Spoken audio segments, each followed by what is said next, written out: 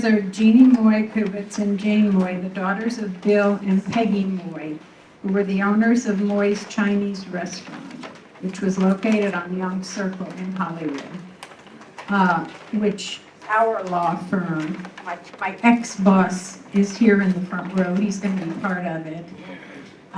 He just retired. I retired from him 3 years ago. When I graduated South Broward, I went to work for his father.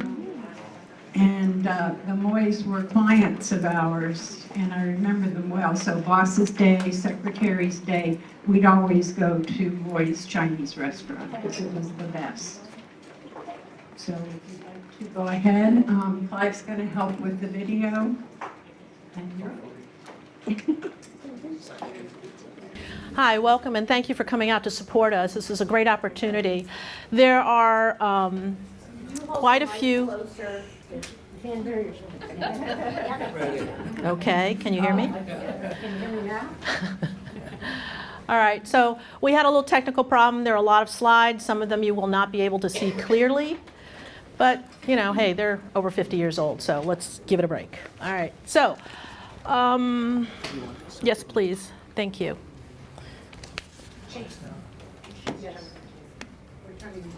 What?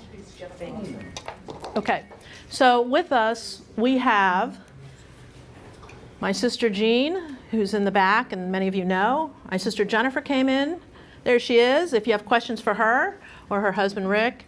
And we have Mark Butler up here. He is going to speak, and John Dissaway is going to speak. And that's going to be really interesting because they were there in the early years after our second renovation. Okay. And let's see if we can get this one.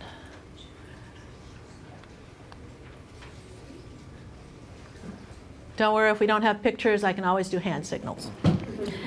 Okay, Clive Taylor wrote this article about a year ago. And this presentation today is a response to all the questions, well, almost all the questions that you sent in. And they were great questions.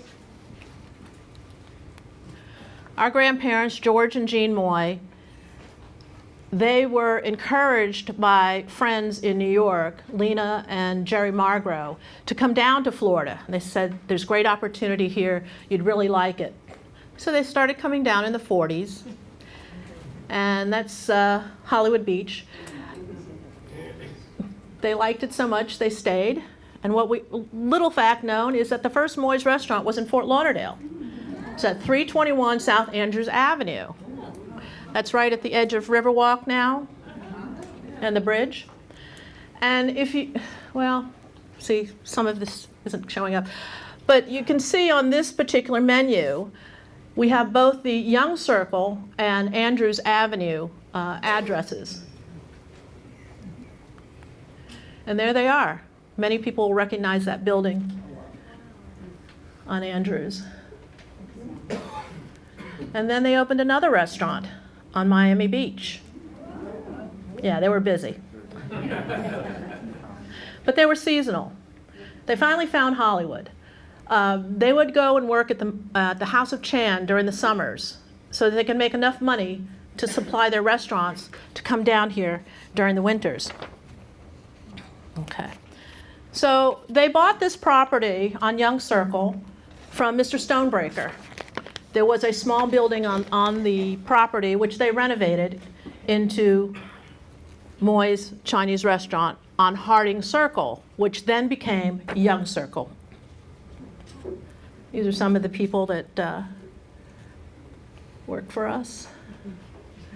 And you'll see it says property of Museum of Chinese in America, and that is located in Chinatown in New York.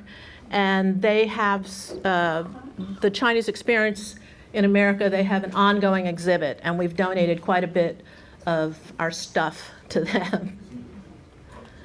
And I don't know if you remember, but that's Tony Moy and some unidentified friends. And there's our grandfather with some of the waitresses that actually worked so long there they retired. And some of you may or may not recognize some of them.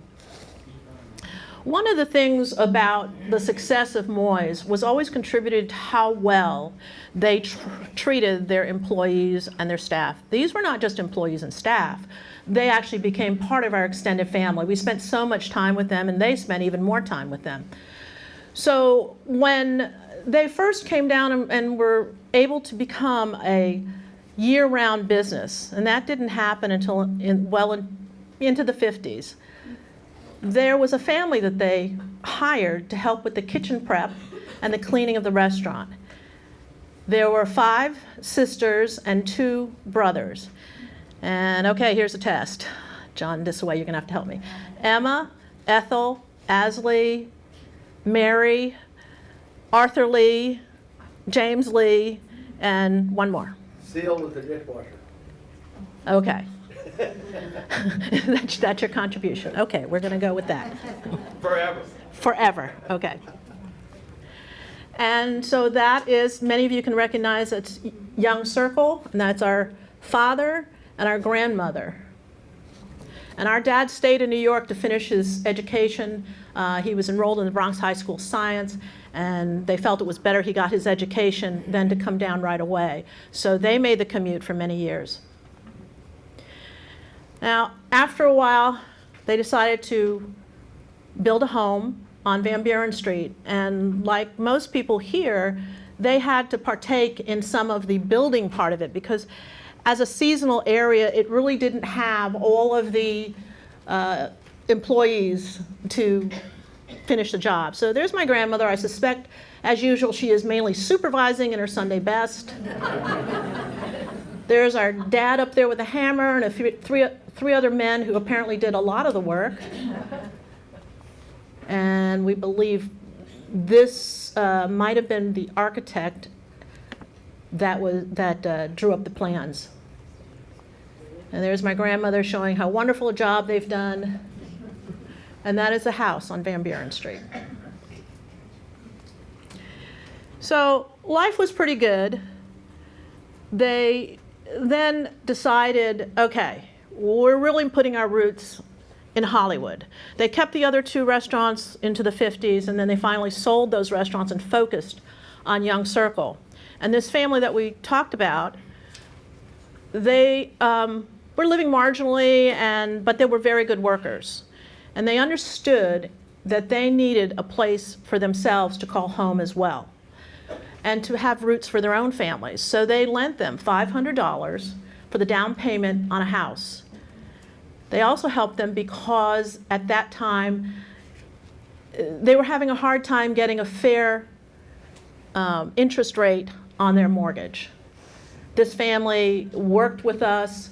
Some of the family members that we run into every now and then, the grandkids, and they always remember that they all worked at Moy's at some point in time. And then the sisters all retired, I remember that, and the brothers eventually retired. But the kids worked for us, and they seemed to have all done pretty well for themselves, but they were always grateful that they had a home to go back to. And that was something that was very important, that not only they would be here, but they would be part of the community, and they would be a positive part of the community. Now, little known fact, the test for a good Cantonese chef is whether or not they can make a good lobster Cantonese. Okay. They either could or they couldn't. So these are, well, there's my grandmother supervising, and that is the original kitchen before the renovation. And this guy, some people might recognize, his name was Tao Bach, is what we called him. Henry is what other people called him. And he was one of the first chefs, and he was there for many, many years. And okay, so many chefs started with us and then opened their own restaurants. To the left, you can see our grandmother's brother, Thomas Goon. Somebody earlier asked me about Tommy Goon, and that's Tommy Goon. And then the other chef, I cannot remember his name. It'll come to me tonight at around 3 a.m. But they all then opened the restaurants. Kingwa Restaurant, China Lane, Red Door. There's probably, I don't know, 8 or 10 restaurants, Chinese restaurants that spawned from chefs working at Moy's. Okay, so Dad and Mom were sitting getting ready to leave an Army base. And then they were asked to come to Florida. Dad was interested in a career in the military, but he was an only child. And so for my only child, you need to listen to this. When your parents call you and say, we need help, you don't even question it, you go. So with 2 little babies in tow, yes, this is our mother and our grandmother, and that's me and Jeanne, and our father and grandfather in the restaurant in 1956, we moved to Florida. Now, some of you may know this gentleman here next to my grandmother, and that's Richard Goon, and that is our grandmother's youngest brother, who sadly just passed away. And he was going to University of Miami Law School, but couldn't get a job as a lawyer because discrimination. And so he opened his own restaurant after working at Moy's and meeting his wife at Moy's up in Hillsborough Inlet. And there we are at the side of the restaurant there. And that's what it looked like from the street. I love these old cars. You know, this is so typical of my grandmother. She's coming up behind my father, and I could just hear her, Bill, out of my way. Coming through, out of my way. But, you know, all was good. So then they decided they were going to do this humongous renovation. And it says $350,000, and that did not include all the interior furnishings. It did not include the Buddha. It did not include the glass, stained glass up on the top in the atrium. So that's about 1.2 million in today's dollars. And at that time, help did not require a whole lot more from, so it would be a lot more expensive this year to make this huge renovation. There we go. Jennifer is our first true Floridian. She was born here in Hollywood, and our grandfather. And they're starting to put up some of the walls. It's a little bit dark, sorry about that. It's Ralph Thompson and Son, many of you people know, we're the general contractors, and Arthur Frimet was our architect. And that was in 1962, they did this. And there we have, they're building the atrium where the stained glass would be set into. And I always think that this guy is wondering how many more of those tiles is he going to have to drag up there? And actually, John Disaway's daughter, brought us one of the tiles that she had in her possession, so thank you very much. And this is a little bit dark, but you can see they had acquired the property all the way back to the post office, which is across the street on Polk Street. And to the east of them, they had acquired the Sinclair station for parking, but they did not take down the Sinclair station for a while. So this became a pretty big project here. What you see in the back, though, is I believe they're loading air conditioning units onto the back section, which is 2 stories high. Upstairs was an apartment and an office, so that our grandparents never had to leave the restaurant. And which you know, in New York, you live over your business, so this was nothing new to them.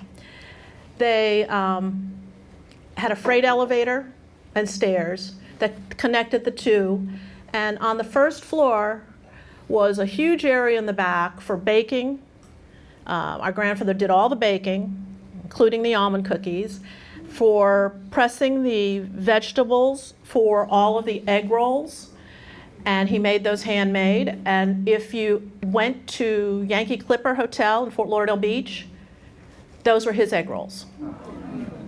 So they did a lot. He also grew bean sprouts and other things, and there was just a lot going on in that back room. And then you would go into the kitchen, and as you walk in the kitchen, it was probably the largest kitchen I have ever seen. On the left-hand, so my favorite part is on the left-hand side as you walked in was a small ice box, which held all the ice cream. So this was very important to me. Further down on the left was a long table, a steam table. Halfway through, there was a microphone where the expediter would call out the different orders and would pack up the takeout orders. Beyond that, on the left, were all of the walks, a grill, a fry station, a bunch of chopping blocks, another little refrigerator. And so that when you were at your walk station, you did not have to move because it got really busy there. And then further back were walk-in refrigerators. To your right were the hot water urns for your coffee, your tea, and your Jell-O. And then further over to your right was the cleanup station. And they had a machine that was all stainless steel. And these guys remember that you threw your bus pan in there and you grabbed a clean one and you left. And then there was a guy standing back there and he would sort things. But everything was on a conveyor belt. So one guy could run all of the dishes through and sanitize them. And then also there was an office that was always locked because that's where the liquor was kept. Okay, so back to 1962. This is Jennifer, and she is, well, she's anticipating the arrival of the Buddha. The Buddha was built in sections in Miami at Mr. Brockdorf's studio. It was tiled there and then brought in on sections on these flatbeds. And there's the head. Everything's going to be put into place. This is always painful for me to see that rod through his head. But voila, and Jeanne stands next to the almost finished Buddha. Mr. Brockdorf only had to touch up a few tiles on the way, but it was an afternoon of entertainment for us. This is Mr. Brockdorf, originally from Amsterdam. He's done several other things, and he did a mural, and he's very, very well known in that area, especially for sculptures and tile work.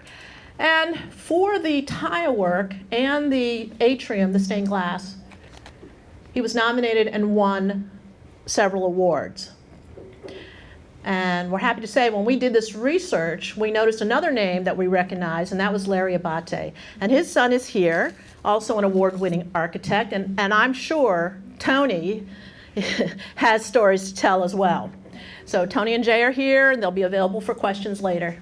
They didn't volunteer, I just volunteered them. Voluntold. Voluntold, okay, here we go. So there's the Buddha, it got its award. Okay, this is Jeanne at our grand opening. So many people in the community. They sent flowers and well wishes. There we are, waiting for the crowds to arrive. You see all the flowers. There's more. Now, these are our, I believe that's Ellen, Sarge, I'm not quite sure, Emily. All the flowers up top in the atrium. They're all anticipating a very busy night. This, unfortunately, did not come out well. That was a picture of the gold room, but you can just imagine. Okay. And this is where most of you sat. And here's if you wanted a view of Young Circle. And there is the stained glass. Underneath the stained glass is a 40-foot-long mural, which was commissioned and sent from overseas, as were all of the tiles for the roof. Some people who started to enjoy the bar in the main dining room. There we go. Sorry, some of these are not great. There's Jennifer showing the outside, the little pagoda. Now,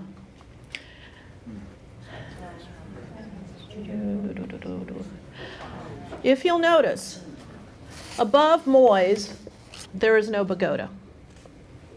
There was always a pagoda on the property, but at this time, when this photo was taken, for our postcards, which are thousands of postcards, there was no pagoda. There's the pagoda.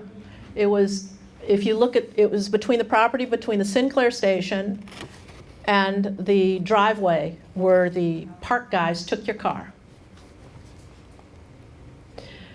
And then there is what you probably remember over the last couple of couple of decades it was in existence. Jane, can you back it up about 3 pictures? Sure. Okay, you're gonna see a white station wagon there. Keep going. Right there. Your grandfather would take that every Sunday and load it with vegetables and bring it back to the restaurants. And that was the delivery car. And I talked to Jeff this morning, and he told me that he painted that car for your dad over on Monroe Street at one of the neighbors' houses. So, all right, so let's touch on that for a moment. But every delivery boy drove that car, and every delivery boy said they had more fun running around Hollywood in that car than ever. All right, well, Including me. including you. Okay. So our grandparents used to take us on Sunday after Sunday school, and we would go to 441, like he said, and go pick up produce. He would allow us to go to where the man had pony rides, and we would go around and around and around until finally our grandfather was done, and he would load us back up into the car. Our grandparents would also take us out once a week on their night off, which was Wednesday. And we would go to different restaurants, and they knew most of the people there. And my favorite was to go to the Diplomat. First of all, dinner, show, and on a school night. Yeah. Okay, so I always enjoyed that. Our parents would take us down to Miami to go pick up a big crate of lobsters. And every time we went there, the lobster man would give us something with a lobster on it. We get a pen, we get a pin, we get, different things. And, I have a stapler and a pencil sharpener. So pretty soon, if you went often enough, you got the whole desk set. Okay. All right. So there's that. We went through that. And fast forward a few years. Please note it says, please do not climb on the Buddha. Okay. Dad would comment because so many people would just stop and touch the Buddha for good luck and leave. And he was like, I can't imagine that the tiles have not been rubbed off yet. So, all right. So Mom and Dad were very involved in this community.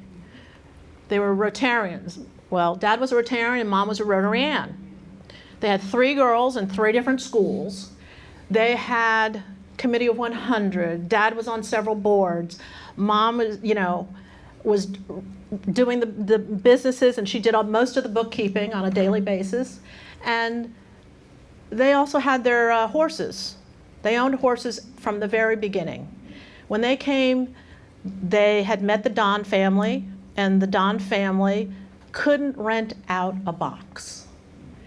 And so on a handshake, our grandfather and our father said, we'll rent out a box. And we will rent it every single season. But we have to have the same box, and it has to be on the finish line so we can see our horses go over the finish line, just to make sure it wasn't lost by a nose, won by a nose, But they spent many, many, many, many, many days there just for pure recreation. Let's see, I think that's Ed Gung and Lawton Childs. Okay, so things went really well. Everybody seemed to like Moy's. The food was always good. My grandmother was a big stickler. If she didn't like something, she spoke up. I think Mark can tell you about that. And in 1972, it was featured on the cover of the first edition of the Miami magazine. And it was in the article that they asked a bartender in Miami, they said, what do you think of when somebody says to you, Hollywood, Florida? And he says, Moy's Chinese restaurant. What else is there? Well, I think some of the other people in Hollywood would have objected to that. But where else could you get a poo-poo platter for $4.95 per person, ribs for $4.75? My favorite was luau chicken with fried rice and soup for $4.95. I mean, egg rolls were still $1.75, and you got 2. Okay. These are some of the people that worked for us, and you probably, if you've been to Moy's more than once or twice, you probably recognize some of them. This picture was taken in '76. So it's hard to get everybody together, and it's rare that I could see my grandmother just standing still. Okay. In a blink of an eye, 25 years had passed, and everybody was invited for some complimentary champagne. And this was in November of '71, I believe. I can't see well enough to look at my notes, but if I'm wrong, I'll let you know. And that one we can't see, but that was our parents and grandparents in front of the Moon Gate. And this is our grandfather. He had decorated the restaurant with all these different flags and things for the 25th anniversary. Dad continued to champion for the rights of minorities and Chinese, because we were becoming a big portion of the population in South Florida. And he was interviewed many times. Okay, in 1972, another dream came true. Friends, our parents and grandparents, and other like-minded people received a charter for Jackson State Bank, which eventually would be called American Bank of Hollywood. And it's, I don't know, Clive, what did you do? Okay, so here we go. We'll just go to this one. You see, these are some of the board of directors. And sadly, we just heard that Dave Corey passed away last month. So we've got Ray Yang, Bill Allender, Bob Andreessen, Herb Pickle, Mark Butler squinting in the back. I think that might have been, I don't know who that is. Was he an auditor maybe? And I think that's Mr. Smith. Is that Don Smith back there? Yes. Okay. And our grandmother, who was also a board member. So the purpose of getting this charter was to help the underserved in this area, people who could not get mortgages, who could not flourish because they couldn't get a footing into their community. The Seminole Indians, when they began their bingo parlors, and they were very popular, and all of the Seminoles received a check every month, the tribe elders spoke to this board and said, look, some of our members will not leave the reservation. So they took care of that. Every time a check came out, they would set up an outpost so that they could ensure the safety of the Seminoles when they came to do banking. In addition to that, let's see if we've got them here. Oh, there's the 20th anniversary. That was in '92, I think. Okay. All right. And in 1982, Henry Graham, who was supposed to be here today, but I think he's having knee surgery, started LES, which is on Sheridan Street, the Liberia Economic Society. And no one else would stand up and help him out. And so our dad went to the commission meeting, and Mr. Graham was asking for $100,000, which was not a whole lot of money for what he wanted to do. So our father spoke and said, shame on you. This man's going to do something wonderful for our community, and you're not even willing to consider his proposal, and offered to put up $50,000 if the city commission would do so. And so eventually, Henry got $100,000 from the city of Hollywood, and for the last 45 years has done a wonderful job with LES. And this is our grandmother at the helm. So our grandfather turned 60, and there was a big party. A lot of people were invited, like almost everybody in the city was invited. My grandmother's standing there with a couple that is Butch or Stella France and her husband Tommy. Many of you will know Butch as one of our long time waitresses, and she was tough. And Tommy was the photographer at South Broward High School for all the sports. he was also the videographer at the racetracks. So he was the one that filmed all of the races. That's Tommy Tam greeting someone. And unfortunately, 2 months later, our grandfather would pass away at the age of 60. And because of his contribution to the world of horse racing, we were very, very honored that they paused racing at Gulfstream. And his favorite horse ran around the track with an outrider with no jockey, but a boot faced backwards. And for 30 days, our jockeys wore black silks instead of the traditional moy silks. And there's the last picture he had in the paddock, and those are our silks there. It's Dad and our grandfather. So all right, let me go back for a second here. So after our grandfather died, the family decided they really didn't have the heart to continue on with the restaurant. So they brought in, or they had a group from New York City came in to run the restaurant. They couldn't make a go of it, so we got the restaurant back. 2 more groups came in. 2 more groups failed. So in 1977, we took the restaurant and decided, okay, we're going to take it back and we're going to try to make a go of it. So we had it back. And then 2 years later, in 1979, 3 restaurants were set on fire. That says 2, but there were actually 3. And it was very disheartening. The damage was mainly smoke. Some areas were burned, but structurally, our restaurant was still in very good shape. And we decided that we would not reopen as a restaurant.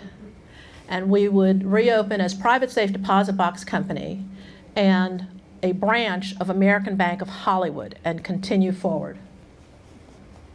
Okay, so this is a very dark picture only because of our equipment today, but here's an answer to the question.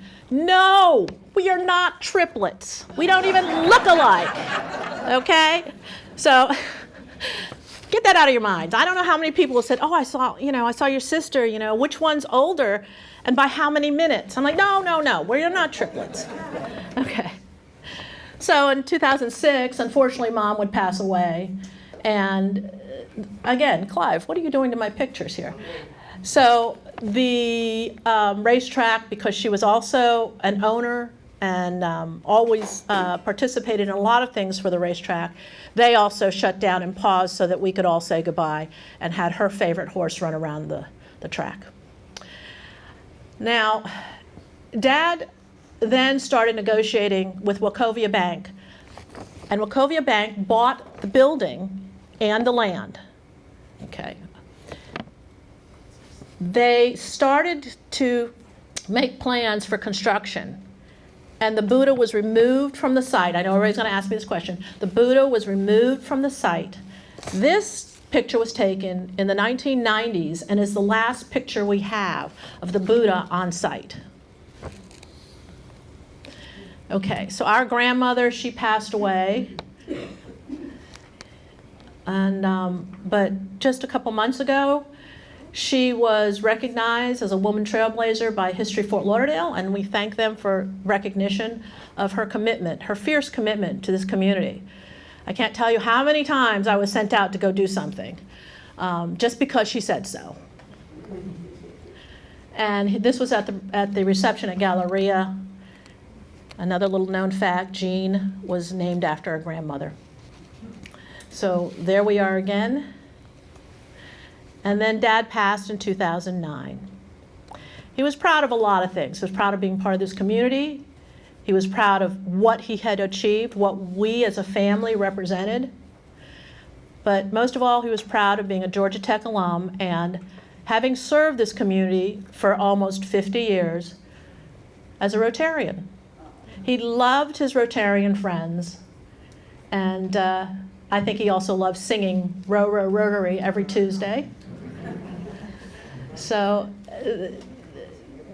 he brought Hank Kubetz in, who is Jean's husband, who passed. And so now Jeanne continues as a Rotarian. And we again had the same ceremony at the racetrack. This was at Calder Racetrack, and everybody got to come and say goodbye when his horse ran around the track. And then the Moy Silks were retired permanently at that point. And this is the next generation. You can't really see, but those two boys are tasked with moving our legacy forward. They're not thrilled about it because it's a big task, but they'll do it. So there were several other questions. One was discrimination. I can only speak for myself. When we were young, my two sisters and I went to 3 different schools. For them, I understand it was very hard. You can talk to them about it. For me, I went to Nova, which was an experimental school, and I never really got teased or was outright discriminated against, or maybe I just didn't realize it, but I don't think I was in school. Out of school, we have encountered very few, but still some, narrow-minded people. And they refuse to accept or acknowledge what we have given to this community. And for those people, I am living, and I choose to live, a life better than they can ever imagine. So when we had physical attacks a few years back, around the beginning of COVID, we said we're not going to live in fear, we're going to live in faith. So we're here to stay in one way or another, and we all still continue in different ways to actively participate in this community, because this community is our home, and so we are here still to serve. And let's see, I think there were 1 or 2 more questions that are going to be covered by either Mark or John. So, John, are you ready? Let Mark start. I want to hear what he has to say. Where's Mark? Okay, here's Mark. Mark's All right, good. so this is... Okay, you can take the podium.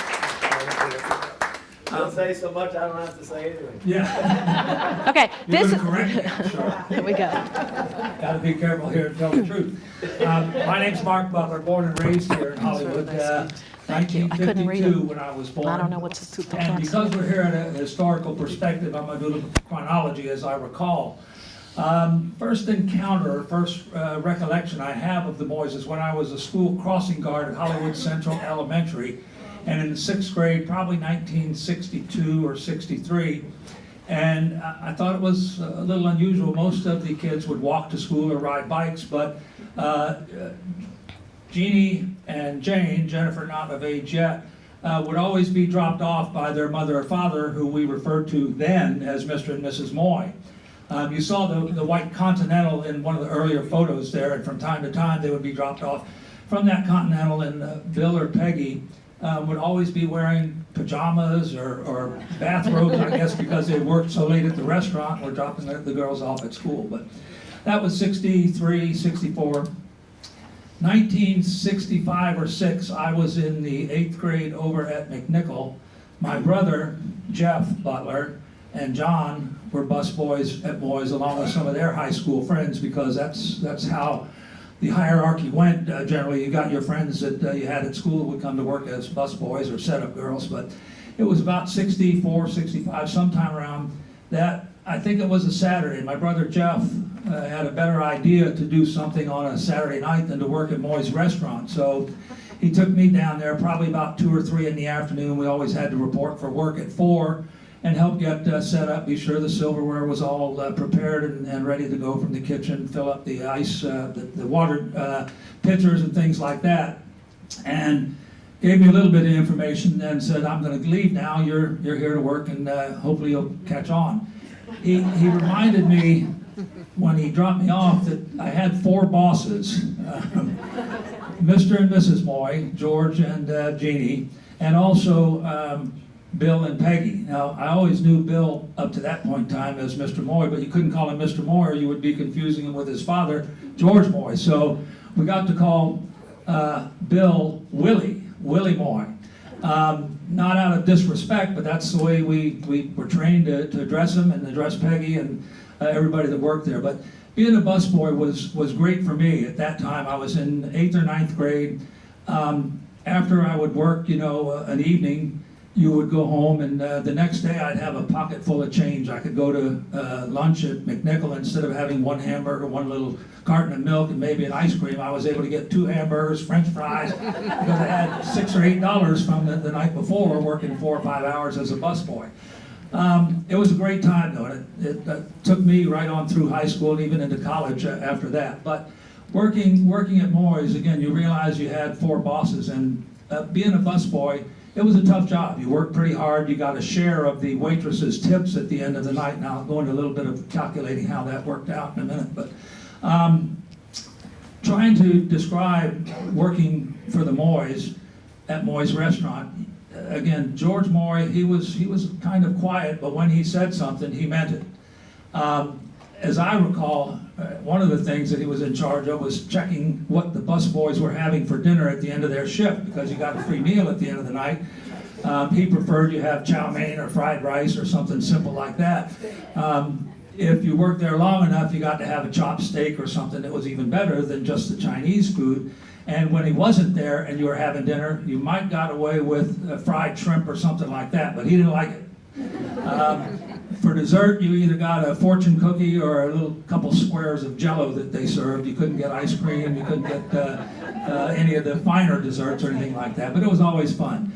Mrs. Moy, I think her job, other than being in charge, as Jane mentioned, was to set the air conditioning thermostat. Now, I don't know if she realized it or not. It had a little plastic lock box on it, so you thought nobody could change it except those that had access to it, but all you did was just lift the plastic box off. And invariably, Mrs. Moy would set it at one thing. Within 5 minutes later, Bill Moy would walk by Willie, and he'd reset it for something else. Peggy would look at it, and she wanted a different temperature. I don't know how that thing survived, but they were constantly adjusting the temperature. Bill's job, he graduated from Georgia Tech, and I always thought, as I got to know him even better over the years, not just working at the restaurant, but many years later, he was a frustrated engineer who was forced to become a restaurateur. He always liked to fix things that broke down at the restaurant. I remember many, many times going up on the roof of that second story in the back there with a commercial drain unclogger, I guess, and Bill would be up there telling you, of course, how to do it and hooking it up and everything. Cleaning out the drains when they would get stopped up, or fixing AC units or anything, around the restaurant that needed to be done and could be done by him without having to call a Whitson or somebody like that to come fix the ACs. One thing I remember, and as a busboy, again, it was a tough job. We had to clear the tables, had to get them all ready for the setup girls to come and get ready for the next party to come in and take the table. You took your bus pans to the back, and you weren't allowed to dump them. You had to literally unload them. Unless you could look around and it was busy enough, you would just turn the bus pan over, and James and Arthur, the 2 chefs that Jane mentioned, would be back there. Now, it was a real family affair there. I know my older sister worked there. She started out working for the Moys as a babysitter, I think, when the girls were growing up, and ultimately worked at the restaurant as a hostess.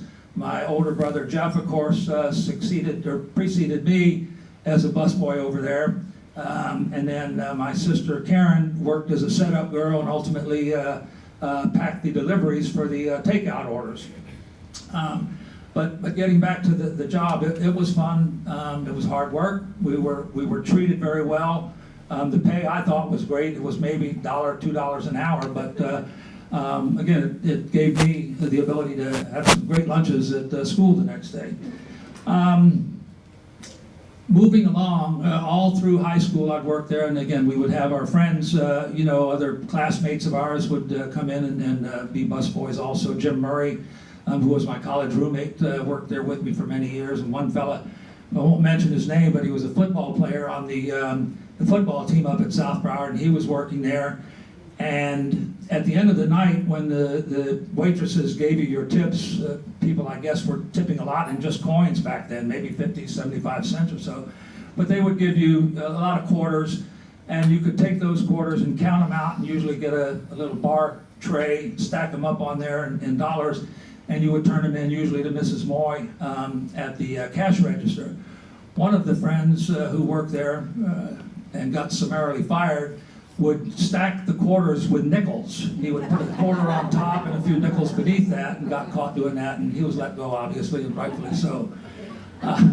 Anyways, again, I worked there all through high school, had a great time. About the time I started to go away to college, I got up to University of Florida my first year, second year, I guess, when I was living in the fraternity house, and it was a time when I was maybe 18 or 19. You had to be 21 to be able to buy liquor or beer at that time.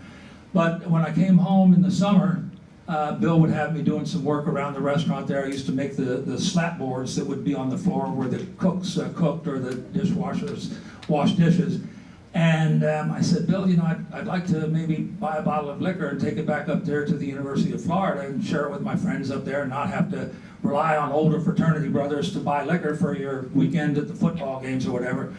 And Bill said, Mark, I'll sell you a case of liquor. So I would buy a case of Seagram 7 from him and take it back up there, and I'd hide it in the back of the closet, and every football weekend bring out a bottle, and everybody would say, oh man, where do you get that stuff? How'd you get it? But Bill was kind enough to sell it to me even at the age of 19 or 20, I guess, before we were legal to drink, but it didn't make any difference, of course, at the University of Florida. Again, working as a busboy, you went through a hierarchy. If you worked there as a busboy long enough, you maybe get to be a delivery boy, like John mentioned in that Moy's wagon. Where they had some little Novas over the years as we beat the cars up pretty badly. But being a delivery boy was good, especially when your sister was packing the takeout orders, because I think the statute of limitations is run. Nobody would hold her liable. Always pack an egg roll or an extra cookie or an extra couple ribs in the box for you to eat on your way to delivery. I remember well as a delivery boy, and the pay was a little bit better because you got pretty good tips, you know, when you would deliver. Delivering to a home down in the lake section of Hollywood that was owned by the Robertsons. It was way down at the east end of Van Buren Street, right on the Intercoastal Waterway. It was a big old two-story house, 707 North South Lake Drive. They ordered, I think, almost every night, it seemed like, but when you went down there, you'd knock at the front door, and never did meet Mr. or Mrs. Robertson, but they had nurses or aides that were with them all the time. I was very impressed with the house, and about 20, 25 years later, was lucky enough to buy that home and live in there from probably the late 80s into the mid-1990s. 707 North South Lake Drive. It's still down there, but I don't own it anymore, obviously. And even after you went through the ranks of being a busboy and then a delivery boy, the ultimate job was the valet. During the winter season, it was so busy that we would set up a valet stand out in front of the restaurant there in the driveway and park them in the lot in the back, and you made really good tips then. One of your other jobs working out front there as a valet would be to keep an eye across the circle to the gourmet restaurant, I think, which ultimately became Mamma Mia's and is now something else, or Fowler's restaurant at the base of the Great Southern. You needed to observe and let Willie know how long the lines were over there and whether they were longer than the lines at Moy's restaurant. Always a little bit concerned about the competition, but there was always, I mean, in the season and holidays, the line was probably 30 minutes an hour from time to time to get dinner. But anyway, finally graduated from University of Florida, went to Nova Law School, graduated in 1978 in our law firm, did some work for the Moys, and ultimately, American Bank of Hollywood. My father was on the board of directors over there with some of the other fellows that were in the photo there. So it was almost like I was born into indenture with the Moy's family. The restaurant, the law firm, and American Bank of Hollywood. But it was a great time in my life. It made me appreciate what hard work was. And like Jane had mentioned, the prep ladies there were family. James and Arthur, the dishwashers were family. A little bit about James and Arthur. James was a pretty stout guy. I think he was probably the older brother for Arthur Lee, but Arthur liked to drink. if he came to work, and you could tell he was under the influence a little bit, but he was a good dishwasher. He could, again, single man that station back there to get the dishes through there. But at times he would come to work probably a little bit drunk, but I think he had a little hideaway in the back of the restaurant there or something. And all the dishes are piling up. Arthur Lee's in the back there having a few sips or something. If it got real bad, the delivery guy had to take him back home up to Liberia and drop him off, cut him off early from the shift. But it really was a family affair. The pay was again, really good. And although you worked hard, you were appreciated. The boys treated you very, very friendly, very, I guess, like family, like Jane mentioned, you know. So it was a good career. Fortunately, it wasn't my lifetime working there. It seemed like it for a long time. But that was it. So I'll turn it over now, John Disasway, who again preceded me as a busboy. You want to introduce him again? Thanks. Here you go. Here's your bag. Yeah. Question? Yep. Bob Dyson? Yep. I can't see you back there in the dark. Yes, sir. Okay, comment about the safe deposit box business next door. What about a private safe deposit box company that Jeanne and Jane and Jennifer ran? Right. It was opened on the west side of the Right. old restaurant there. And one of the first places I ever remember where you could access, not necessarily with a key, but they would take your handprint and you would put it on a pad there in order to be able to access the safe deposit. What's the question though, Bob? And the second thing was, the Committee of 100 would have their meetings there, and after the meetings and the restaurant closed. I think they did, and particularly They also the did. Gold Room. They did. And Mama, Boy, and the employees all got on our knees, and we broke dice. Okay. Okay. Statute of limitations has saved us here again. So, John, why don't you come up? Thank you, Bob. Thank you, Mark. The You saved zinc. me a lot of breath. Okay. Committee of 100, I believe, also was held at Bavarian Village, the Zinkler family, Later years, yeah. in later years. Yeah.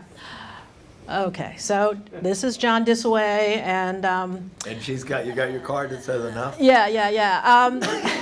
I just want to let you know that these guys are a product of our grandmother sort of micromanaging them all night long. And if they could do that, then hey, they learned some life skills. Also, they were cross-trained, like Mark said. You got the different things. So now that they are retired pillars of our society, I can say that if you got the wrong car delivered to you, or your dinner was missing something when it was delivered, these were the first guys to deny any knowledge of it. So, all right, so John, I think you'll, okay, just don't, no mice. I don't know how you can hear me with this. I'll see how close I can hold it or whatever. But my name is John Disasway. I just want to let you know who I am, where my family is, and my heritage. My grandfather came to Hollywood in 1935. His name was Lee Lindsley, and he started Lindsley Lumber Company. His mother's name, my mother's name was Patty Lee Lindsley, and that's where. And then I'm 47. I was born in 1947, and my sister was born in 1945. While my father was flying a B-29 bomber over Tokyo, and he came back, got a job with Delta Airlines flying out of Miami, and he was killed when I was a year old flying for Delta. And excuse me, but I love my mom to death, and it always broke her heart because she had to bury him on my first birthday. And every one of my birthdays, I know where she was coming from. But after that, my mother married a gentleman named Norman Carlisle. And Norman Carlisle was the best man in the world as far as I'm concerned. And Norman had a sister, which I know you know the sister, Betty Coburn. You know the Coburns? Betty was his sister, Betty Coburn. And Dick Coburn was my uncle. And Dick Coburn got the Indians, the bingo halls, and everything that went along with it back in the day. So I've been around Hollywood a long time, but I got a job with Moyes from Fred Rowland, who I went to school with. They needed somebody to come over and work. and I went over there and got started. And it was probably the best time of my life. And I love the Moyes. Great people. I mean, I can't say enough about those people. They were the greatest people in the world. And I did a lot of things, and I can tell you about things that Mark said, but he knew all the people, and I knew all the waitresses, and the bus bands, and the deliveries. And the thing I remember is Bill one time was cleaning out one of the gutters, or one of the drains. Poured Drano in it, it blew back in his face, and it almost blinded him. So he asked me to come up in the office every night and read me all his mail and help him with all the charges and all the American Expresses and do all the paperwork. And I later figured it out. He wrote that for a long time because that was his job with his mother. And he said, I can pay John $25, he's gonna do all the work. And then I always remember Bill, late at night, the lounge closed like at 1 in the morning, I think. Was that right? About 1? And Bill says, John, we're going down to, what was it, Mama Mia? No, not Mama Mia's. Huh? Doria's, Italian, or Rasta House, one or the other. No, in front of Gulfstream. The Italian restaurant. Doria's. Doria's. Yeah. He says, John, we're going down to Doria's to eat ziti's. He'd feed me ziti's. I'd finally get home at 3 in the morning. And I had a Miami Herald paper route, and I had to be up at 5 to do my paper route. So, but I took care of it all. But there's things I could try to remember or whatever. But I just wanted to kind of let you know where my heritage is with my family. And I knew the Butlers from day one, and my mother knew Mr. and Mrs. Butler, very good friends of theirs. And old Hollywood, back in the 30s. And I now got married 14 months ago to my wife, Kathleen. And we overlook where my mother lived in 1935, the little house on Madison Street. And her father bought a house on, bought a lot on Monroe, built a house. And that little house is where she grew up. And now it's a kindergarten on Monroe Street. And then my mother, after the war, they bought a house on Monroe Street. And when I met her, she lived on Monroe Street. We got married, and now I live back on Monroe Street. So all I can say is, every bit of it, I loved every bit of it. And the Moyes were the greatest people in the world, and they taught me a lot. And I always remember one thing Bill said when I thought about the banking and everything.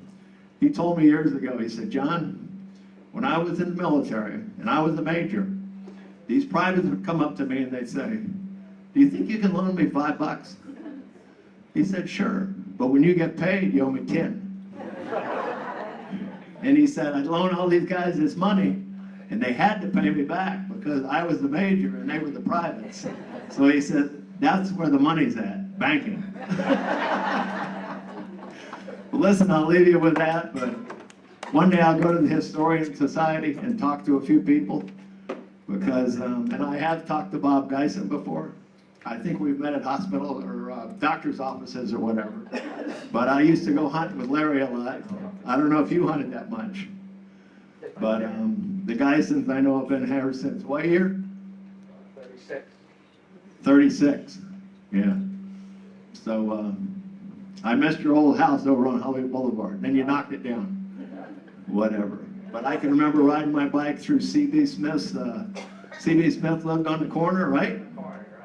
Had a big driveway. We'd ride our bicycles through the driveway, and he wouldn't bother us. He didn't give a damn. And my mother knew him, and if he gave us a hard time, she'd go raise hell with him. And I guess that's about it. And then Susan's father, Mr. Abrams, Mayor Abrams, and Tommy Wool, the Wools.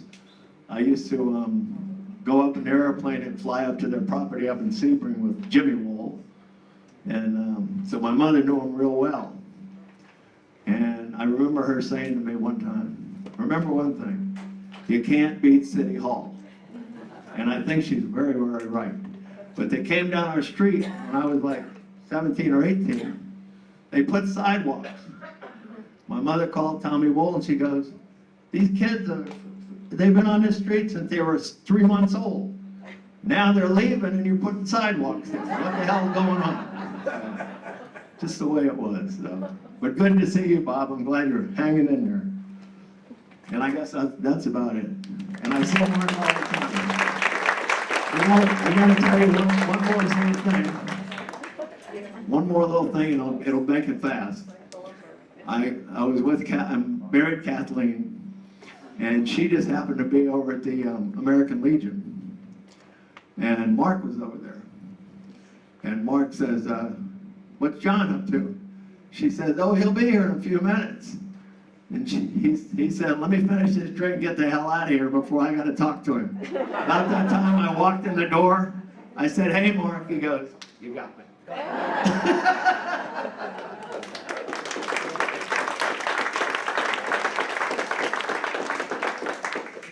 Well, thank you, John. It's great to see all the connections here in Hollywood. It's almost incestuous. There was another question that was posed to me that I did not address, and was About every night when we ate dinner after the dining rush, about 9 o'clock at night, our grandfather would make us a special dinner. Now they call it farm to table. Well, the fish he served us was swimming that morning. So every night he would make us our family meal, and we would all gather. There'd be about maybe, I don't know, quite a few people sitting at the table. But you got hooked into making wontons. During the season, they would bring out a huge platter of meat, like 20 pounds. And you think, oh, piece of cake, until you realize that each wonton only has a small piece of meat, the size of a green pea, and the petite peas. And many times during the season, we did more than one platter. Our mom and we would roll them, and then Dad would twist them and secure them, and then toss them into a pan. So after making, probably a zillion of them, I will not order wonton soup. But yes, wontons are made fresh every night, as were the almond cookies and the egg rolls. They were all made fresh. Okay, so what did we have? We were waiting for. Okay, so I guess our one other speaker is not coming. However, as you leave, Jeanne has resurrected our grandfather's almond cookie recipe, and we have packed them individually because I know people don't want other people touching their cookies. So as you go, she will be giving you an almond cookie.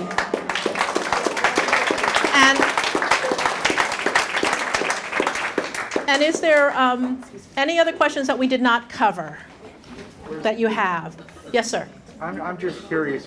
I grew up on Miami Beach, and the connection about Moy's at 6th and Collins, because when we would go in there, Moy had Personality Plus, knew us by name, always welcomed us. We had a small restaurant at a time, further up on near Burdines, if you remember.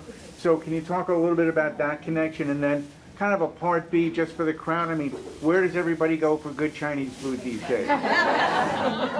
Okay, so I was not here. I was not born yet when they had the Miami Beach restaurant, so I really can't speak much to that. I'm sorry about that.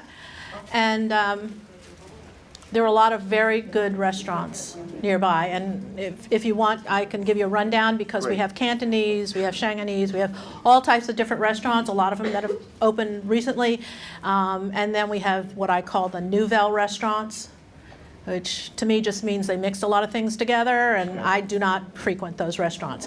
Any other questions? Yes, please. I have a comment.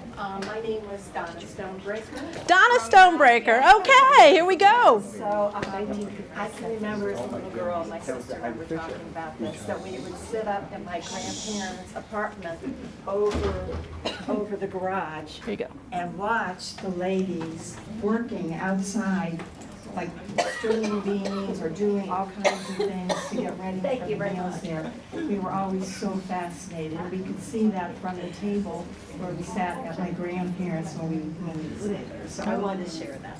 Oh, great. So you had a bird's eye view and everybody was working diligently, right? Favorite place to go is Moise. Thank you, thank you. I heard somebody ask over here, what happened to the Buddha? Okay, that's a very good question. I know everybody's been asking that. And the stained glass windows. Oh, yeah. Okay, so the stained glass windows were unfortunately destroyed. But Clive, why don't you come up? And Clive has done a lot of research on this. They want to know where the Buddha went. The king of dark slides. Yes, the Could king. you kill the light? So it was an honor and a pleasure working with you. Can I just say that, by the way? You guys are an institution when it comes to culinary dining in Hollywood and a Chinese palace. And in part of my research, I mined all these articles from the internet, and it was amazing how many articles were in the newspaper about this family and their restaurant and the famous people that went in there at night after the Diplomat closed. Jackie Gleason, I mean, Sammy Davis, everybody that played the Diplomat headed on over to the restaurant, and it didn't matter when they closed because they stayed at the bar smoking and drinking, and they were mopping the floor around them. And you have to tell the story about Jackie Gleason before this is all over, Okay. too. All So the Buddha was the landmark. I mean, you know, you have these landmarks that are so special in Hollywood, and they were on, you know, this one was on the circle in the center of historic Hollywood. And after the article came out, everybody's like, what happened to the Buddha? Where's the Buddha? Where? I'm like, I don't know where the Buddha. And I asked, you know, the Moise where the Buddha, they're like, well, we think it's buried somewhere in somebody's backyard. And that just made me go crazy. I'm like, this Buddha's buried somewhere and our centennial's coming up? Can we dig it up and put it in a circle? I mean, I'm like doing all these things, you know? And I wrote an article in the Lakes newsletter and I said, be on the lookout, you know, please call Crime Stoppers at this number if you spot this Buddha. And does anybody know where the hell this thing is? Because it's huge. And I got a response, and the Buddha Hold actually on. was, yeah? So the Buddha was removed, and part of the deal is that the person who built the trusses for Wachovia, they were under contract, took that as part of their payment. But that never came to fruition, but they did take the Buddha. So that's true. When they sold the property, the Buddha was part of the property, and then that building, I guess, never got built, or I forget what happened. But, so I talked to somebody that knew somebody that knew somebody, and I finally got a hold of somebody that had the Buddha, and I said, well, how did you get the Buddha? And he said, well, he saw the Buddha and nothing was happening at the property. It went into like this limbo, and he walked up to the property, I guess, I don't know if it was the owner, he says, what are you guys doing with the Buddha? He says, well, we're not gonna do anything. He says, can I have it? And they literally said yes. Yeah. So he went and got a truck, and this gentleman grew up in Hollywood. His family ate at that restaurant. They're very attached to the whole, you know, idea of that cool landmark. And when he went to lift it off the pedestal, it's basically like a plaster structure with tile inlaid, so it wasn't real like sturdy. Stable, right. And the moisture at the bottom had deteriorated, but he was able to get a significant part of it. And he did plant it in his backyard, and it was lawn art for a long time on North Lake, and there it is. So the gentleman ends up selling his house, and when he moved, he told the new owner, you're in luck. You get to have the Buddha, you know, from the Moise restaurant. And then the guy said, well, I don't want it, you take it. So he said, fine. So that was so when he tried to lift it once again, it had deteriorated even further. So the Buddha, unfortunately, is no longer with us. But it did survive, hidden from view all these years, until just actually recently. I'm going to say like in the last 10 years, the Buddha was alive and well. So that's the story. And I love, he sent me this picture with the cat in front of the Buddha, and I think that's so cute. Anyways, that is the story of the Buddha, and thank you very much for this whole presentation. I enjoyed it as well. Thank you very much. Okay. Any more questions? If not, Jeanne, Jennifer, and I will be here just for a few minutes afterwards. I hear somebody, I don't see you.